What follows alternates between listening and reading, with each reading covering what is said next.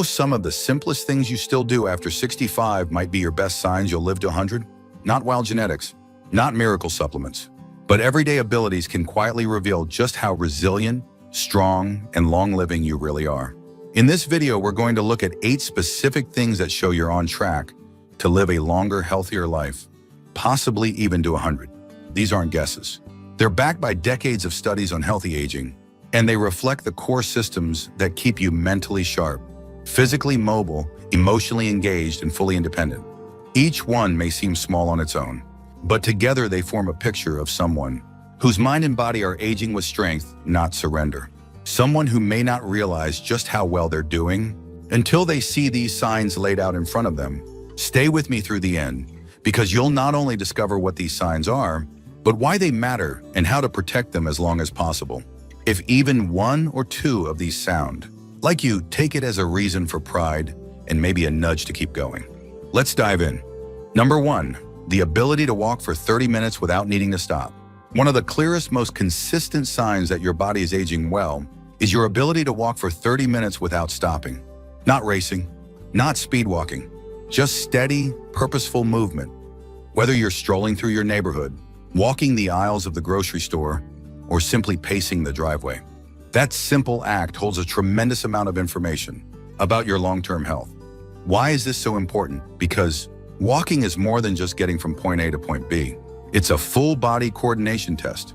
Your lungs, your heart, your muscles, your joints, even your brain, they all have to work together in real time. So if you're over 65 and you can still walk comfortably for that length of time without shortness of breath, joint pain, or the need to rest, that's not just a sign of good health. It's a sign of real resilience. There's a reason doctors often ask older patients how far or how often they walk, because the answer tells them about so many things: your cardiovascular strength, your balance, your energy, and even your risk of decline. People who walk regularly and easily tend to have lower blood pressure, better memory retention, healthier blood sugar levels, and stronger immune responses. It's all connected.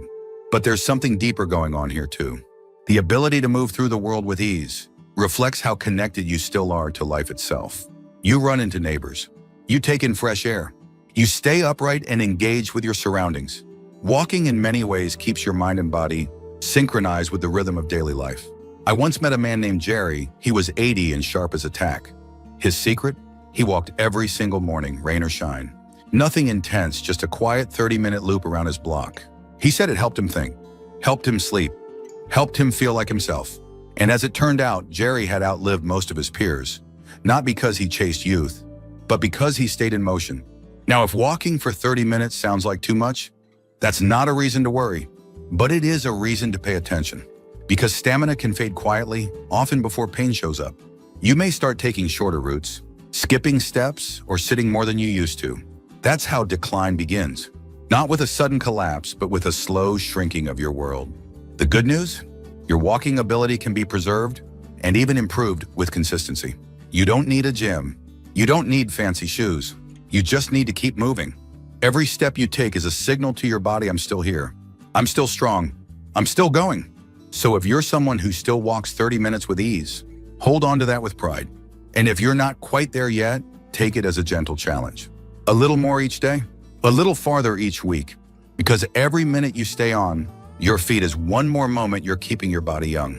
Number 2, the ability to remember names, appointments, and daily tasks with ease. If you're over 65 and you can still recall names without hesitation, remember appointments without needing constant reminders, and keep up with your daily tasks without feeling mentally foggy, then you are already doing something remarkable.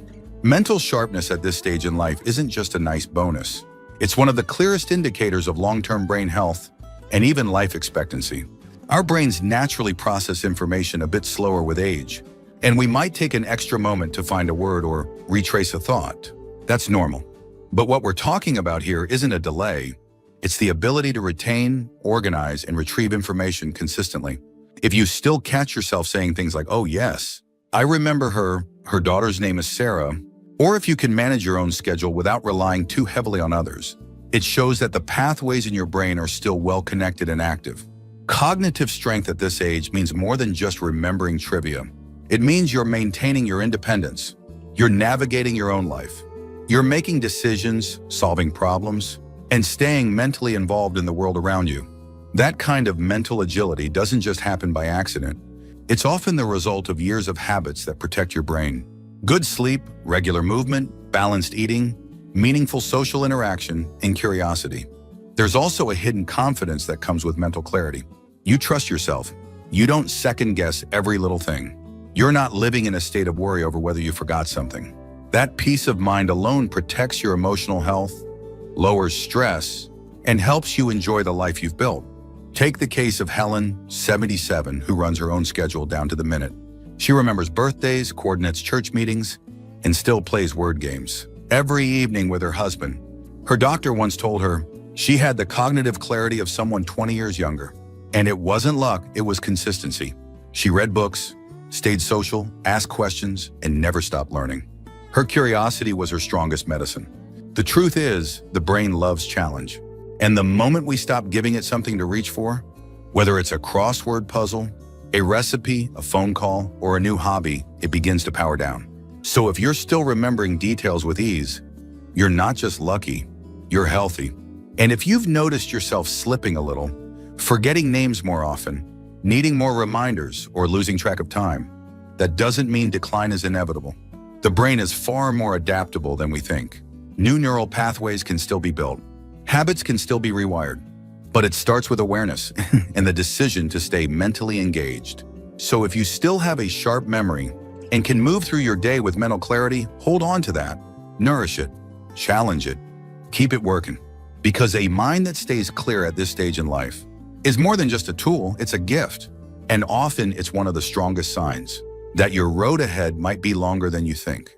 If you're still watching this video and finding these insights valuable, please comment number 2 below to let me know you're here. And if you haven't subscribed yet, I recommend you subscribe and turn on the bell so you don't miss any videos. Your support helps us continue creating good content to inform and inspire you. Now let's move forward. Number 3, the ability to get up from a chair or the floor without using your hands. There's something powerful in being able to rise from a chair or even the floor without needing to brace yourself or push off with your hands. It might not sound like a big deal, but this simple movement holds a surprising amount of meaning when it comes to your health, mobility, and independence after 65. Why? Because standing up from a seated position without using your arms requires strong leg muscles, solid core stability, good balance, and coordination. All of these are essential for preventing falls, maintaining confidence in your movements, and preserving the kind of freedom that makes daily life feel manageable and dignified. Think about it. When you can rise smoothly from the couch, get out of a car easily, or even get up from the floor after picking something up, it's a sign your body is still functioning as a unified, responsive system. And more importantly, it shows that your lower body hasn't lost its strength. That's critical because studies have shown that leg strength, especially in the quadriceps and hips, is one of the strongest predictors of longevity and fall prevention in older adults. Falls are not just accidents. For many seniors, a single fall can begin a cascade of health complications, injuries, hospital stays, reduced confidence, and eventually less movement. That's why being able to stand up on your own, particularly without using your hands, is such an important marker. It's more than convenience, it's a reflection of how well your musculoskeletal system is aging. Take someone like Frank, age 75. He never cared much for gyms, but every morning he made it a point to sit down on his living room rug, do a couple of stretches, and then stand back up. No help, no hands. When he mentioned this to his physical therapist during a routine checkup, they told him, "You're doing better than half the people a decade younger." That's because the ability to rise from the floor is something many people start to lose without even realizing it until they try it one day and find they can't. But the good news is this ability is trainable. If you've started to notice yourself using your hands more often to get up or needing extra effort to push out of a chair, that doesn't mean it's over. It just means your body is asking for support. Even simple chair squats, leg raises, or seated exercises can help restore strength and coordination. What matters is not whether you've slowed down, it's whether you're still able to lift yourself with control. That movement represents more than muscle. It represents autonomy. The ability to get up on your own means you're not depending on others for something as basic and vital as movement. It means your nervous system, your brain, and your muscles are still talking to each other and working together. So if you can stand up without using your hands, Take a moment to be proud of that. That's not something to take for granted.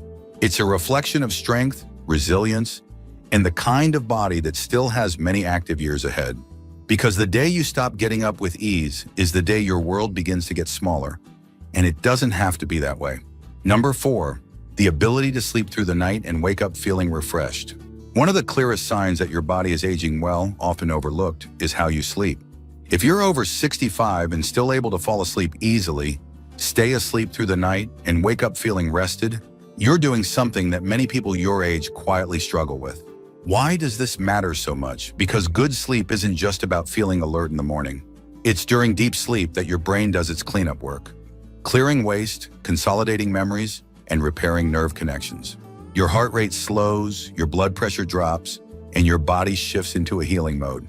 And for older adults, that restoration process is even more essential, because your immune system, your brain, and your hormones all rely on quality sleep to keep functioning well. When sleep starts breaking down, everything else does too. People who don't sleep well tend to have more trouble with memory, mood, blood sugar, and even balance. Poor sleep is linked to higher risks of stroke, depression, weight gain, and dementia. And the worst part is, many seniors just accept poor sleep as part of aging, but it doesn't have to be. Let me tell you about Carol, age 79. She started waking up 4 or 5 times a night and thought it was normal. "Everyone my age does," she said. But when she finally mentioned it to her doctor, they ran some simple checks and found that her iron levels were low and she was mildly dehydrated. A few changes in her evening routine, more water earlier in the day, an iron-rich snack before bed, and a consistent lights-out time helped her sleep improve dramatically. She said it felt like her whole world had opened back up. There's a reason why sleep is called the foundation of health. You can eat well, move daily, stay social, but if your sleep is broken, the benefits of everything else are cut in half. And if you wake up still feeling tired, that's not restful sleep, it's just unconsciousness.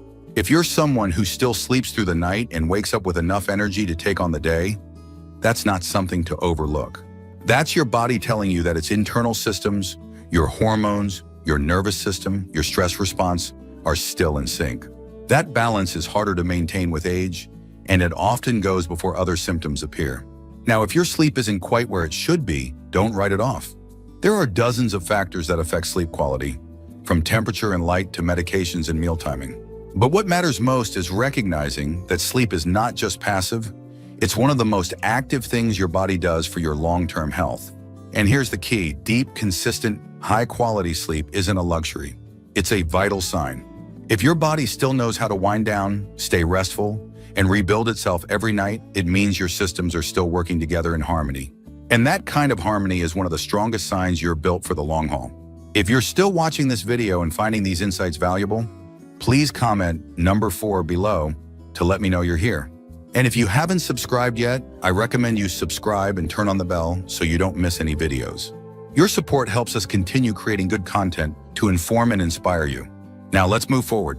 Number 5, the ability to maintain meaningful relationships and social connections. If you're over 65 and still maintain friendships, stay in touch with family, or regularly spend time with people who matter to you, then you're doing something most people underestimate, something deeply tied to longevity. Social connection isn't just a comfort in later life, it's a lifeline. And it plays a far bigger role in how long and how well you live than many people realize. Studies have shown that consistent social engagement is just as important to your health as regular exercise or a good diet. In fact, loneliness has been linked to increased risks of heart disease, depression, weakened immunity, and even early death. But connection, genuine connection, helps protect against those risks. It keeps your mind sharp, your mood steady, and your body more resilient. That's because relationships do something no pill or supplement can do. They give you a reason to get up in the morning, a reason to laugh, a reason to care. And that sense of being seen, being needed, being valued, it nourishes you. Not just emotionally, but biologically. Take someone like Robert, age 82. After his wife passed, he lived alone. But every week, without fail, he met up with a small group of friends at a diner down the street. They talked, joked, told the same old stories, and he said that 1 hour each week gave him the strength to keep going. He called it medicine without a label, and he wasn't wrong. Social interaction actually affects the levels of stress hormones in your body. It improves blood flow to the brain, it supports better sleep, And when you talk to people who care about you, your body literally responds by reducing inflammation and supporting immune balance. Even simple gestures count. A phone call, a lunch date, a short visit from a neighbor. You don't need a crowd, you just need connection. Because isolation doesn't always look like sitting alone. Sometimes it looks like going days without meaningful conversation or not having someone you feel safe opening up to. That kind of emotional solitude can wear on your health in ways that are invisible but powerful. So if you're someone who still keeps in touch with friends, checks in on others, or finds joy in conversation, you're doing more than staying social. You're protecting your mind and body from the slow wear of loneliness. And if your circle has shrunk a bit, if your world feels quieter than it used to, that doesn't mean it's too late. Start small. Join a class, call an old friend, say yes to an invitation you'd usually decline, because just one meaningful exchange each day can turn the tide. Human beings are wired for connection. We survive on it. We thrive on it. And when you're still actively nurturing those connections after 65, you're doing more than most. You're choosing life in the most human way possible. Number 6, the ability to prepare and enjoy nutritious meals on your own. If you're over 65 and still preparing your own meals, choosing ingredients, cooking them with care, and sitting down to enjoy what you've made, then you're doing far more than just feeding yourself. You're demonstrating one of the most essential and underestimated signs of long-term vitality, daily self-sufficiency, grounded in awareness, discipline, and dignity. Preparing meals may seem ordinary, but it's actually a complex skill. It involves planning, movement, balance, memory, and often a sense of purpose. You're choosing what to eat based on what your body needs. You're navigating your kitchen with safety. You're timing ingredients, managing heat, and making decisions. That means your body and mind are still working in harmony. More than that, though, your ability to cook and enjoy your own food shows that you still value your health and that you're not passively drifting through the day. You're still choosing nourishment over convenience, still engaging with the details of daily life, still investing in the quality of your future. Let's take a real example. I knew a woman named Lorraine, 85 years old, who cooked breakfast every single morning, eggs, toast, fruit, and coffee, just the way she liked it. She said, "It's how I know I'm still myself." Her son once offered to bring her frozen meals to make things easier, and she smiled and said, "That's the first step to giving up." To her, preparing food wasn't just about eating, it was about independence. And there's a deeper layer to this. The types of food you prepare and enjoy say a lot about how your body's aging. When older adults still eat leafy greens, colorful vegetables, lean proteins, nuts, and grains, it's a strong sign that they're keeping inflammation in check, maintaining muscle mass, supporting their brains, and protecting their hearts. But when eating habits slip, when meals become irregular, overly processed, or skipped altogether, it's often one of the earliest signs of decline. That's because cooking requires energy. And when someone begins to lose that energy or that interest, it often shows up first in the kitchen. They stop planning meals. They snack instead of eat. The refrigerator looks emptier than usual. These are the little things that whisper before bigger symptoms start to shout. So if you're still cooking meals you enjoy, if you find satisfaction in preparing and savoring your food, that's something to celebrate. It means you're still engaged. And that sense of care extends far beyond the plate. But if you've lost the spark, if cooking feels like a burden, or if you find yourself skipping meals, it might be time to check in with yourself. Is it fatigue, mood, lack of appetite? Sometimes all it takes is a little inspiration or support, a shared meal, a new recipe, a trip to the farmer's market to reignite that connection to food. Because food isn't just fuel, it's memory, it's rhythm.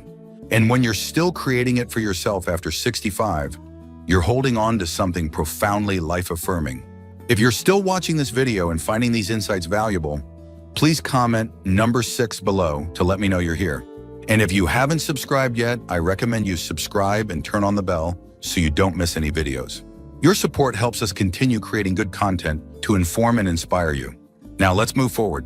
Number 7, the ability to handle your own finances and medications without confusion. If you're over 65 and still managing your own bills, bank accounts, and medications without needing someone to double-check your work, you're doing something truly significant. This kind of mental organization and daily responsibility is a powerful sign of long-term cognitive strength and independence, and it tells us a lot about how your brain is functioning. Handling your finances isn't just about writing checks or using a credit card. It involves memory, logic, attention to detail, and long-term planning. You have to keep track of due dates, understand statements, recognize errors, and avoid scams. That's executive function in action. It's your brain operating at a high level, quietly, consistently, and effectively. And when it comes to medications, the stakes are even higher. Knowing what to take, when to take it, and how much without missing doses or making mistakes requires sharp attention and discipline. Medication errors are one of the most common causes of hospital visits among seniors. So, the ability to manage them on your own isn't just a small victory, it's a major health safeguard. What this all points to is decision-making. If you can still make clear, timely, informed decisions about your money and your health, you're protecting your independence every single day. And that skill, often taken for granted, is one of the first things to fade when cognitive decline begins. I remember Henry, 78, who still tracked all his expenses on a yellow legal pad, balanced his checkbook each week, and reviewed his medication list every month. When his daughter offered to take over his finances, he said, "Not yet. I want to keep my mind sharp." And he was right. His attention to detail kept him mentally active, confident, and in control of his own life. Now, if you've started noticing small slips, maybe missing a payment, mixing up a pill bottle, or needing help organizing your schedule, that's not something to hide. It's something to explore. Because sometimes small changes in your routines can protect you from bigger risks down the road. Automatic payments, pill organizers, clearer calendars. These are tools, not signs of failure. What matters most is your awareness and your willingness to stay involved. Because once you stop paying attention to your financial and medical life, you give that control to someone else. And while help is sometimes necessary, being able to direct your own affairs is deeply tied to your self-respect and autonomy. So if you're still managing these aspects of your life without trouble, that's not just doing fine. That's a sign your mind is still sharp, your systems are still strong, and your life is still under your command. And for someone aiming to live to 100 with quality and grace, that's one of the most powerful signs there is. Number 8, the ability to wake up each day with a sense of purpose and curiosity. If you're over 65 and still wake up in the morning with a reason to start your day, something you look forward to, something you care about, something that pulls you out of bed, that's not just good for your mood. It's one of the most powerful predictors of long life that we know of. Because purpose isn't just a feeling, it's fuel. It keeps the mind alert, the heart engaged, and the body willing to keep going. Having a sense of purpose doesn't mean you have to be working or chasing big goals. It can be as simple as tending a garden, walking a dog, writing in a journal, volunteering, calling your children, helping a neighbor, or even learning something new just because it interests you. That little spark of "I have something to do today," that's what gives the day meaning. And over time, it gives your life structure, direction, and joy. Researchers have found again and again that people who have a reason to wake up in the morning, no matter how small, tend to live longer, get sick less often, and recover faster when they do. It's not magic. It's motivation. Purposeful people move more. They connect more. They take care of themselves more. And their bodies respond by staying younger, longer. Take someone like Ruth, 84, who makes handmade cards for every birthday in her church group. She says it's silly, but it makes people smile. What she may not realize is that in doing that, she's also strengthening her memory, keeping her hands dexterous, staying socially connected, and giving her heart a sense of belonging, all through one small weekly ritual. On the other hand, when people lose that sense of purpose, things tend to decline. Days feel longer, energy dips, conversations feel flat, and the future feels less inviting. That's why some people seem to age rapidly after retirement or after a loss. They haven't just lost a job or a person. They've lost their direction. But here's the beautiful thing: purpose can always be rebuilt at any age. It just has to be meaningful to you. It doesn't have to impress anyone or meet some big goal. It just has to matter enough that you want to do it again tomorrow. If you still feel curiosity, if you still want to learn, to help, to grow, to give, that's not just a sign that your spirit is strong. It means your brain is still flexible, your emotions are still active, and your body is still listening to your will to live. And in many ways, that's one of the clearest signs you're not just aging, you're still becoming. So if you wake up with something to look forward to, cherish that. Because that quiet drive inside you might be one of the strongest reasons you've made it this far. And one of the reasons you'll keep going, longer than most expect. Final thoughts. Purbe Suriname. So now that you've heard all 8 signs, how many did you recognize in yourself? Maybe 1 or 2 stood out right away.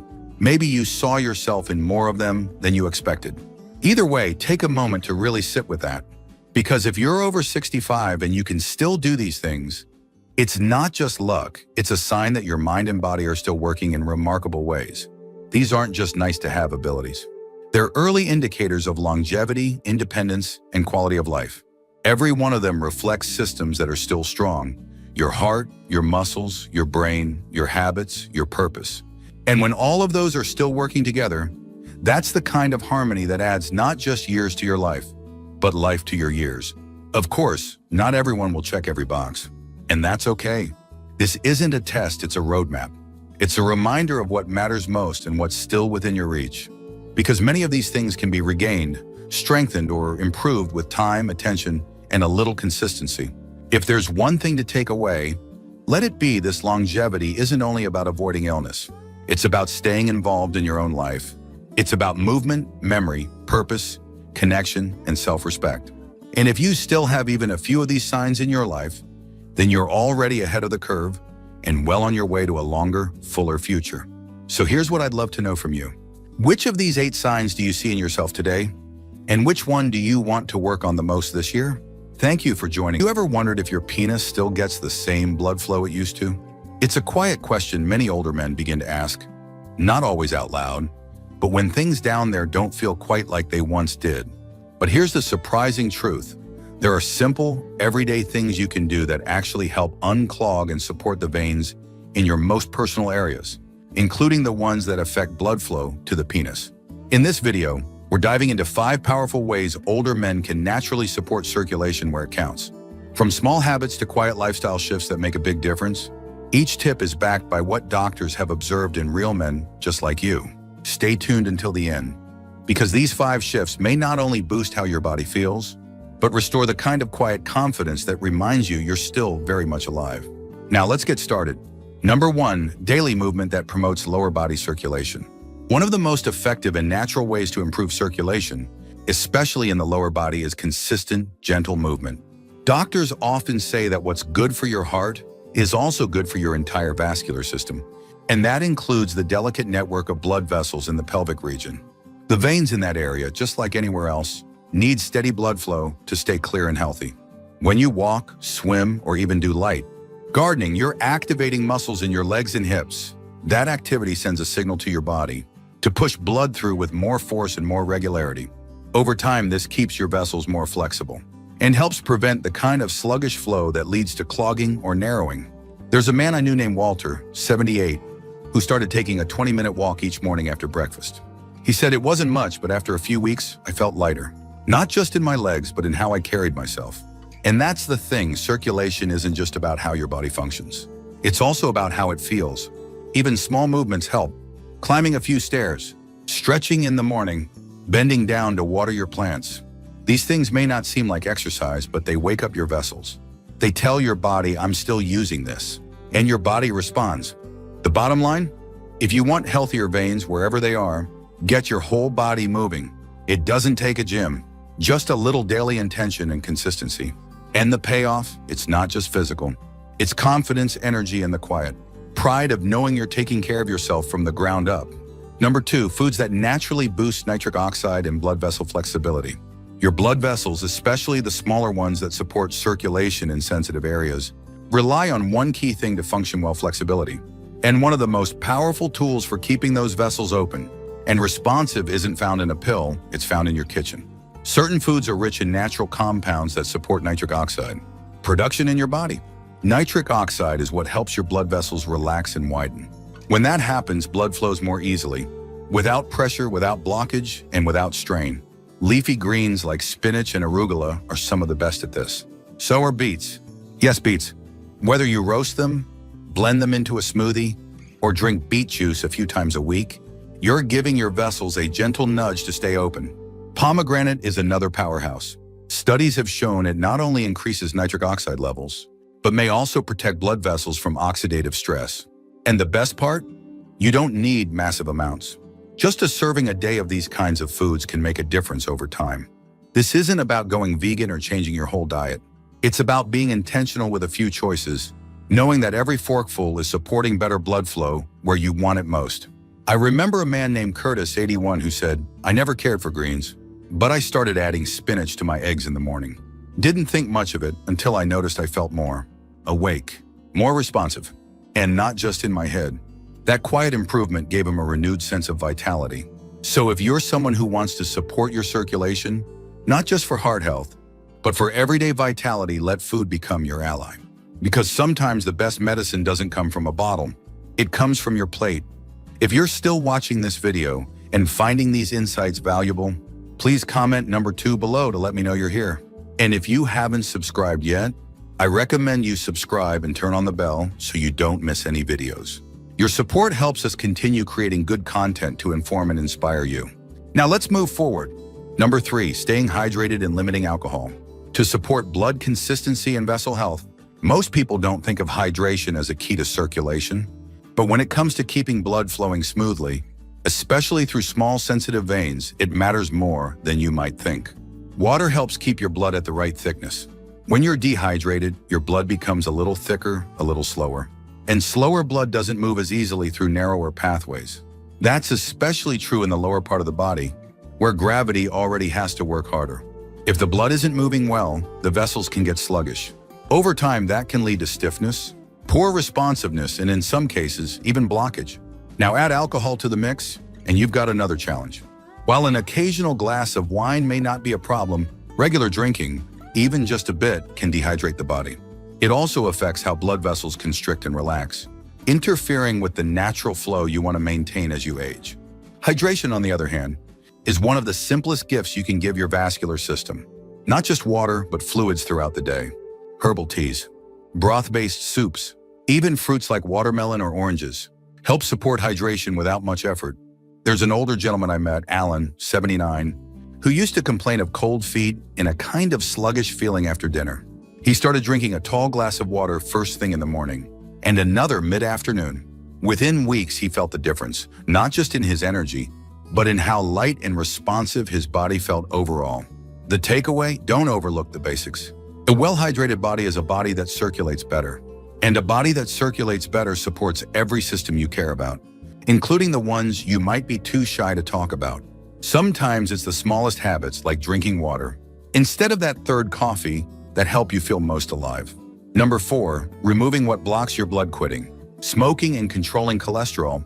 If you want to keep blood flowing freely, especially in the areas of the body where vessels are smaller and more delicate, then what you remove from your life matters just as much as what you add.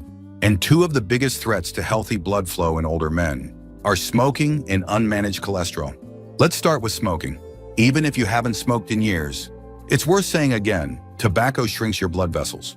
It makes them stiffer, narrower, and more prone to blockage. And those effects aren't limited to your lungs or heart. They reach everywhere, including the veins that support your most private functions. When vessels shrink or clog, blood doesn't reach where it needs to go. And without steady circulation, the whole system struggles. Then there's cholesterol. It's not about chasing perfect numbers. It's about understanding how cholesterol can build up along the walls of your arteries and veins. Over time, this buildup acts like sludge in a pipe. It slows things down. It hardens. And if it gets bad enough, it stops blood flow altogether. The good news? Both of these risks are manageable. Quitting smoking, even in your 70s, can lead to real, measurable improvement in circulation.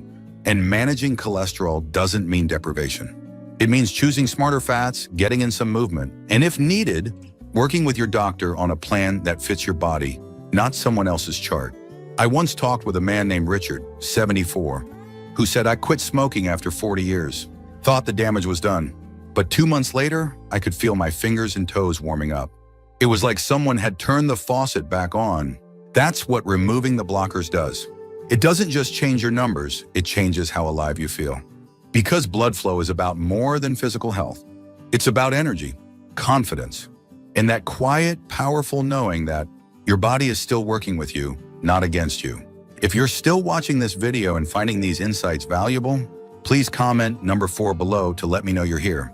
And if you haven't subscribed yet, I recommend you subscribe and turn on the bell so you don't miss any videos.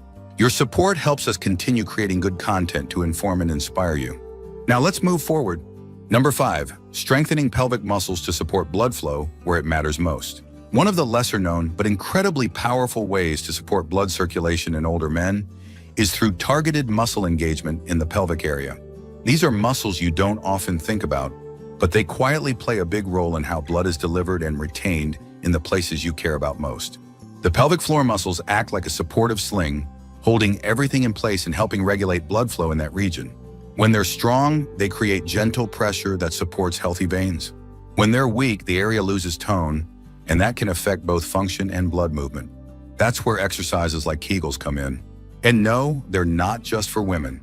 In fact, for men over 65, regular Kegel exercises, done in just a few minutes a day, can increase pelvic strength, boost blood flow, and even enhance overall responsiveness in ways that many men are pleasantly surprised by. You don't need special equipment, just intention. Tighten the muscles you'd use to stop a stream of urine. Hold for a few seconds, then release. Start with 5 or 10 repetitions a few times a day. Over time, those small efforts build strength where it counts. I remember a man named George, 76, who told me he started doing these exercises during commercial breaks while watching his favorite TV shows. He said it didn't feel like much at first, but after a couple of weeks, I felt steadier, more in control of my body, and it gave me a little spark I hadn't felt in years. That's the beauty of muscle memory. It comes back, slowly but surely. And when it does, your confidence rises with it. Not just because of how things work, but because of how you feel in your body again. At this stage in life, that's not something to take for granted. It's something to celebrate, because it means you're not done, not by a long shot. You're simply entering a new chapter of strength, one quiet rep at a time. Final thoughts, one. When it comes to aging well, especially as a man in your 60s, 70s, or even 80s, there's something deeply reassuring about knowing your body still responds to care. These 5 simple changes aren't magic tricks. They're not overnight fixes, but they are real and they work because they meet your body where it is now, not where it was 40 years ago. You might not talk about these things with your friends. You might even feel awkward bringing it up with your doctor. But the truth is, good blood flow, especially in your most personal areas, isn't just about performance, it's about health, confidence, and quality of life. When those vessels are working well, everything else tends to follow. So, which of these 5 changes felt most relevant to you? Which one will you try this week? Maybe it's adding spinach to your lunch, or drinking that extra glass of water in the morning. Maybe it's tightening those muscles while brushing your teeth. Wherever you start, just know small changes make a difference. You've lived a long, full life already. That doesn't mean it's time to slow down. It means it's time to take control of the things that still are in your control. Your circulation, your energy, and yes, even your sense of pride in how you care for your body. Thank you for joining us today. We'd love to hear from you. Leave a comment below and share one thing you learned today and how you plan to use it in your life. Your thoughts are important to us, so don't hesitate to share them. Reading your comments gives us great motivation and encouragement. If you enjoyed this video and found it helpful, please like, subscribe, and share. Your support helps us continue creating good content to inform and inspire you. Thanks for watching, and we look forward to seeing you in the next video.